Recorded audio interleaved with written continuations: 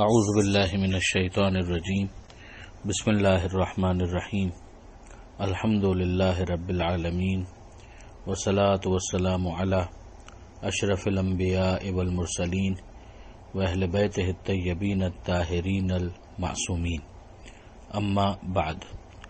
سورہ مبارکہ مائدہ آیت نمبر 46 سے آیت نمبر 50، 46 سے 50۔ بسم اللہ الرحمن الرحیم۔ وقفینا علی آثارهم بعیسی ابن مریم مصدقا لما بین یدیہ من التوراة وآتیناه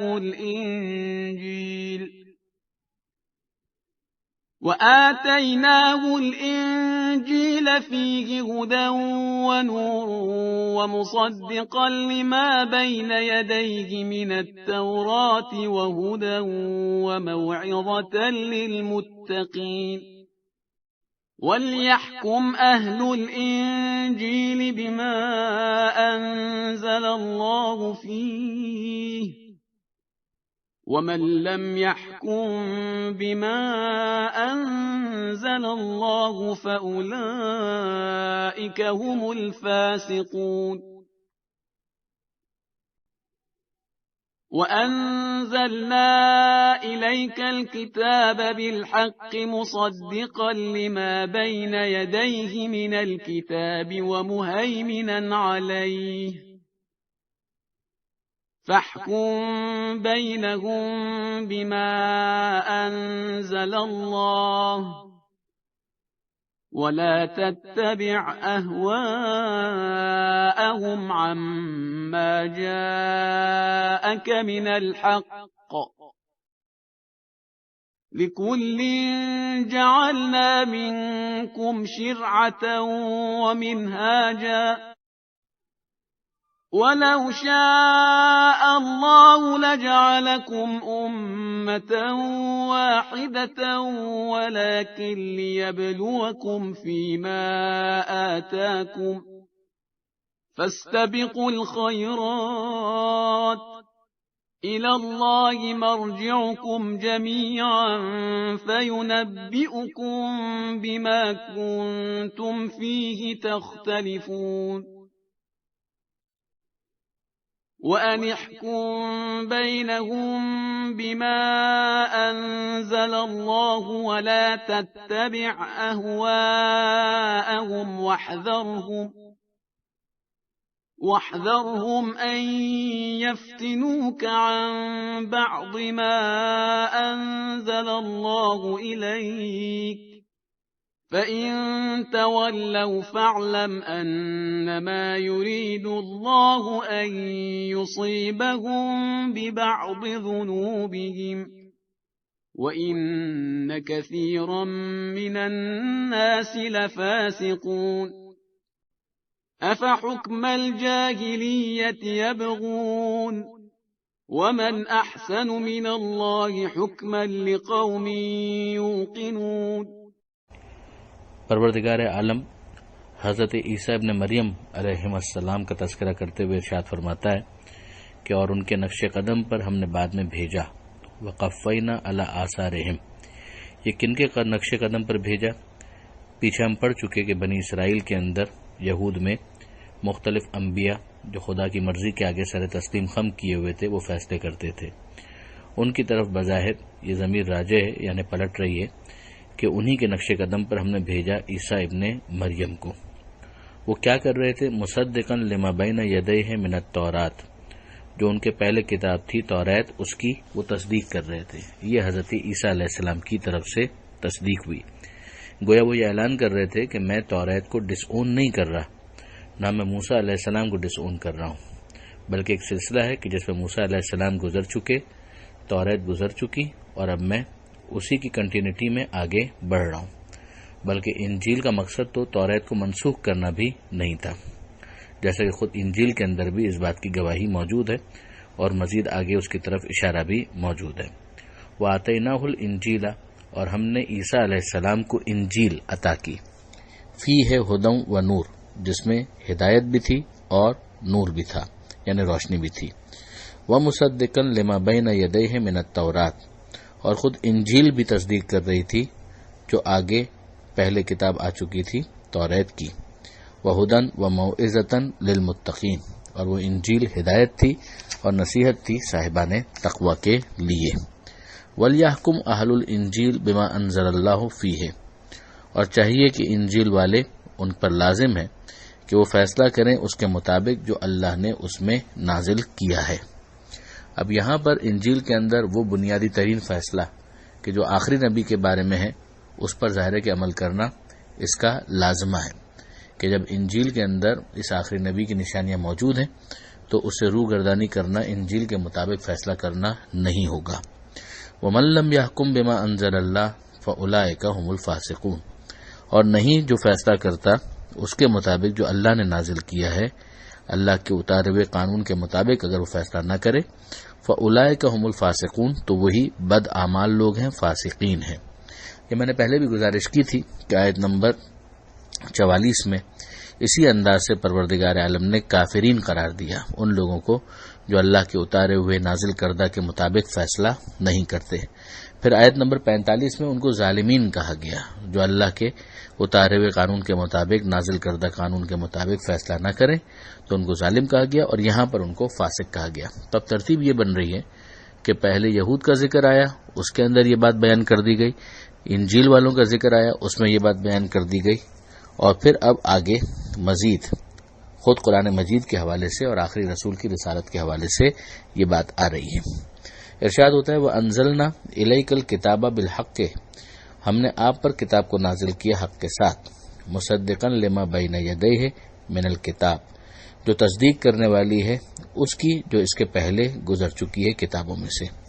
یعنی خود یہ کتاب خود پیغمبر اکرم موسیٰ علیہ السلام اور عیسیٰ علیہ السلام کو ڈس اون نہیں کر رہے، توریت اور انجیل کو ڈس اون نہیں کر رہے. ہاں ان کا منسوخ ہونا اور بات ہے، مگر وہ نبی تھے، یقیناً ان کی نبوت برحق تھی، ان کا پیغام برحق تھا، مگر اب اس کے بعد جو کتاب آ رہی ہے وہ پچھلی کتابوں کی تنسیخ اس معنی میں نہیں کر رہی کہ وہ کتاب خدا کی طرف سے نازل نہیں ہوئی تھی. بے شک وہ خدا کی طرف سے تھی، ان کا پیریڈ مکمل ہو چکا ہے. وَمُهَيْمِنًا عَلَيْهِ، اور ان کا تحفظ کرتی ہوئی، فَاحْكُم بَيْنَهُم بِمَا أَنزَلَ اللَّهُ، تو آپ فیصلہ کیجئے ان کے درمیان اس کے مطابق جو اللہ نے نازل کیا ہے.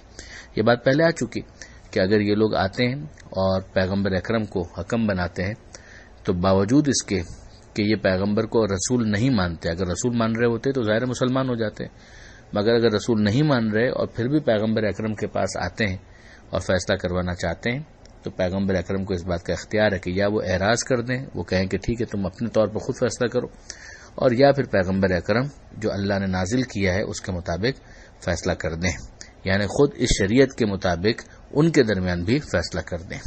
تو اگر وہ اس طریقے سے فیصلہ کریں گے تو پھر عدل کے مطابق فیصلہ کرنے کے پابند ہوں گے، اور اگر یہ لوگ اپنے پادریوں کے پاس یا اپنے علماء کے پاس جاتے ہیں اور اس کے مطابق فیصلہ کرنا چاہیں تو پھر وہ اس کے ذمہ دار ہوں گے کہ جو اپنی کتاب کے مطابق جس چیز کو وہ صحیح سمجھ رہے ہیں اس کے مطابق وہ فیصلہ کریں. اس پر بات پہلے ہو چکی ہے. پھر ارشاد ہوتا ہے وَلَا تَتَّبِعْ أَهْوَاءَهُمْ عَمَّا جَاءَكَ مِنَ الْحَقِّ، آپ ان کی خواہشات، ان کے خیالات کی پیروی نہ کریں جبکہ آپ کے پاس حق آ چکا ہے.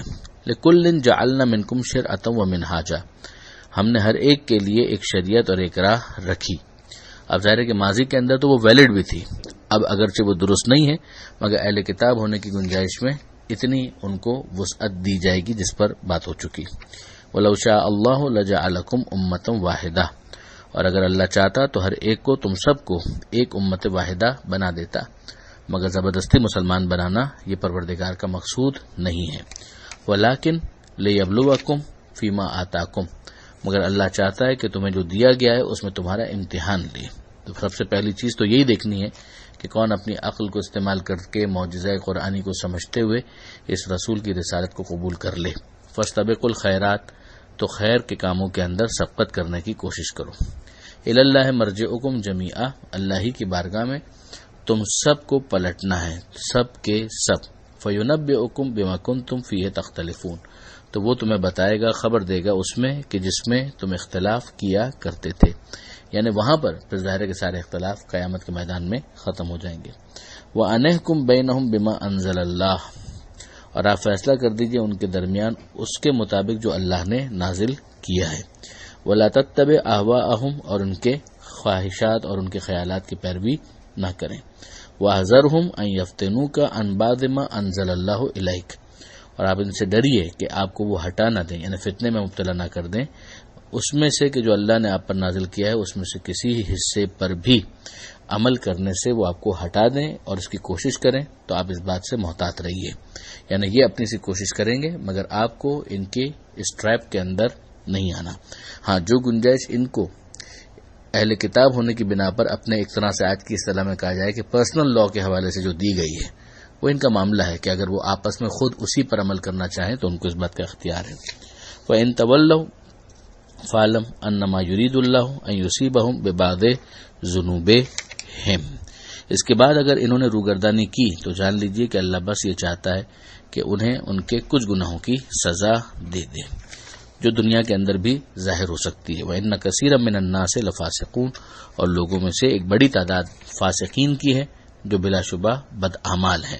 فاسقین کا مطلب ہی ہے بدعمال، یعنی ایک بڑی تعداد وہ ہے کہ جو اس کے مطابق فیصلہ نہیں کرنا چاہے گی کہ جو اللہ نے نازل کیا ہے.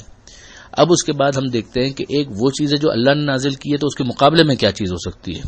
اسے آیت نمبر 50 کے اندر بتایا گیا، افحکم الجاہلیت یبغون، تو کیا یہ جاہلیت کے فیصلے کے طلبگار ہیں. تو جاہلیت کا مطلب کیا ہوگا؟ یعنی کسی قانون الہی پر عمل درآمد نہ ہونے والا دور. اس وقت تو ظاہر ہے کہ پھر من مانے فیصلے ہی ہو سکتے ہیں، مگر اب جب کہ خدا کا رسول موجود ہے اور اس کے ذریعے سے قانون الہی کا عملی طور پر نفاذ ہو رہا ہے، تو اب ایسا ظاہر ہے کہ ممکن نہیں ہے. تو جاہلیت کا مطلب یہ ہوگا یہاں پر کہ قانون الہی کے مقابلے پر کوئی اور چیز. یہ ساری چیز بما انزل اللہ، جو اللہ نے نازل کیا اس کے مطابق فیصلہ ہونا چاہیے. تو اب مسلمانوں کے درمیان تو اس حوالے سے پھر کوئی اختلاف نہیں ہونا چاہیے، اس لیے کہ بہت کیٹیگوریکلی پروردگار عالم نے بیان کر دیا کہ اگر جو اللہ نے نازل کیا ہے اس کے مقابلے پر اگر کوئی چیز آ جائے تو پھر وہ جاہلیت ہے، اور اس کے مطابق عمل کرنے والے پھر ظالمین بھی ہیں، فاسقین بھی ہیں اور کافرین بھی ہیں قرآن کی نص کے مطابق. یہ آیتیں وہاں بہت زیادہ ہیلپ آؤٹ کرتی ہیں جب سورہ مائدہ ہی میں آگے جا کر ہم پڑھیں گے کچھ صفحوں کے بعد کہ جہاں پروردگار عالم نے یہ ارشاد فرمایا کہ یا ایھا الرسول، اے رسول پہنچا دیجئے، بلغ ما انزل الیک من ربک، جو آپ کے رب کی طرف سے آپ پر نازل ہوا ہے. وَإِن لَّمْ تَفْعَلْ فَمَا بَلَّغْتَ رِسَالَتَهُ، اور اگر آپ نے یہ نہیں پہنچایا تو کچھ نہیں پہنچایا. وہاں پر ہم ڈسکس کریں گے کہ غدیر کے حوالے سے یہ آیت نازل ہوئی، جس کے بعد پیغمبر اکرم نے وہ پہنچا دیا جو ان کے اوپر نازل کیا گیا تھا، یعنی مولایت امیر المومنین حضرت علی ابن ابی طالب علیہ السلام کی اعلان کے حوالے سے جو ذمہ داری تھی وہ انہوں نے وہاں پر پوری فرمائی، جس کا پہلے بھی اعلان ہوتا رہا تھا مگر اتنے بڑے مجمع میں پہلی مرتبہ وہ اعلان ہوا. تو آیت نمبر 50 پر یہاں پر یہ بات مکمل ہو گئی. پروردگار عالم سے دعا ہے قرآن مجید سمجھنے کی اور اس پر عمل کرنے کی توفیق عطا فرما، اور وارث قرآن امام زمانہ کے ظہور میں تعجیل فرما. وآخر دعوانا ان الحمد للہ رب العالمین، والسلام علیکم ورحمۃ اللہ وبرکاتہ.